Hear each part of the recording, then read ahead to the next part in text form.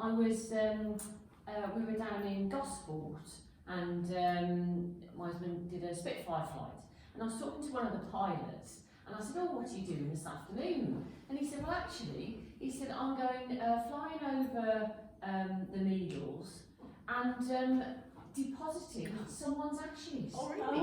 And this guy had been an airline pilot in his life, and that was his dying wish to have his ashes scattered in a Solent. And I thought, what a lovely thing to do.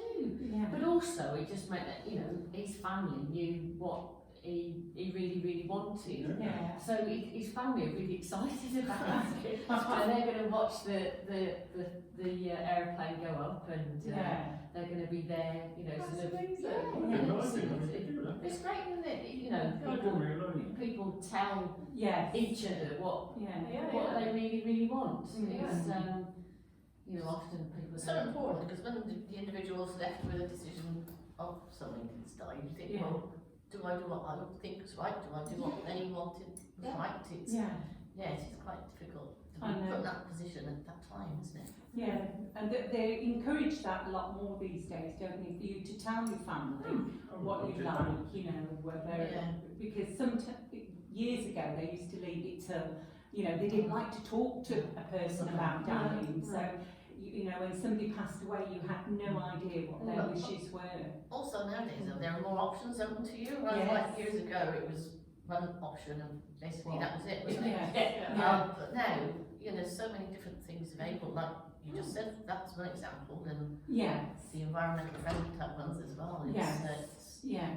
younger people who, you know, you know, it's very sad that, you know, when young people die, they prepared so much more. I totally am. Random as it is, completely planned all there. Well, I mean, following a very sudden and unexpected family loss a couple of weeks ago, he was only 47. My husband and I realised that we didn't have anything in place for ourselves, and we were quite surprised at the cost of what it was going to be. So we've only just recently taken out a life insurance policy, so our family have got peace of mind.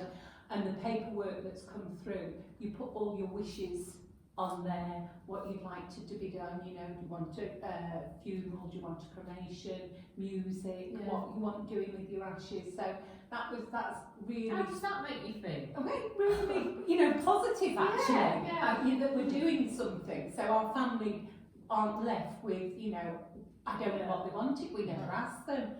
And so, we've been doing that, which I know. It's automatically quite difficult. Well, it is quite difficult to approach someone like parents and saying, by the way, have you decided to that? Or for them, like to say to you, have you decided in case something You know, it's not easy to approach somebody on that subject, is it really? Because they think, well, that's a bit strange. No, I know. It's not something people like to talk about. You know, an older generation, they worry that I think that they'll offend somebody. You know, if you start asking your parents, well, have you thought about what you want to happen when you die? What are you talking about? It's really odd because everybody dies. Yes. The one thing in life, what will happen to everybody?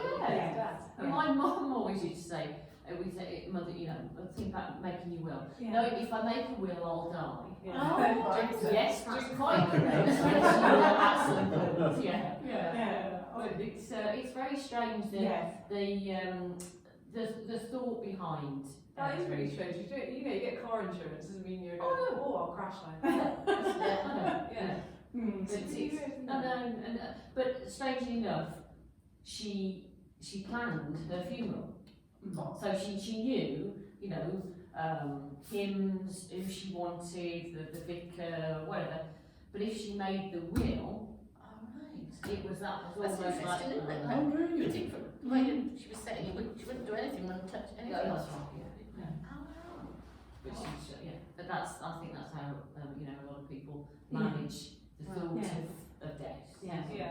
Sometimes when I think you're aware that you have an illness perhaps that's going to shorten your life, it gives you the time to sit down and think about what I want to do. Because I lost my parents within 9 months of each other.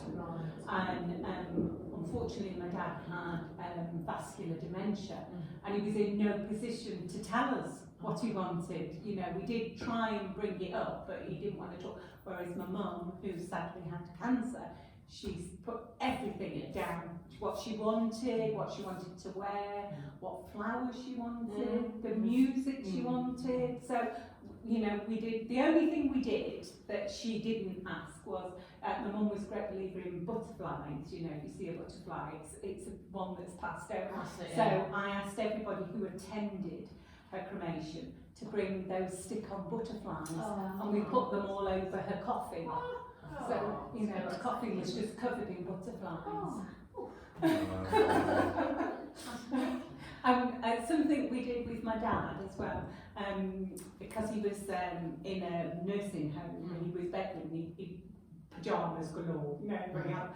So we had teddy bears made out of his pyjamas. That's thoughtful, isn't it? Yeah, I didn't have anything made out, but out of his pyjamas. Yeah, I've got a stripy teddy, you know, his blue and stripy pyjamas.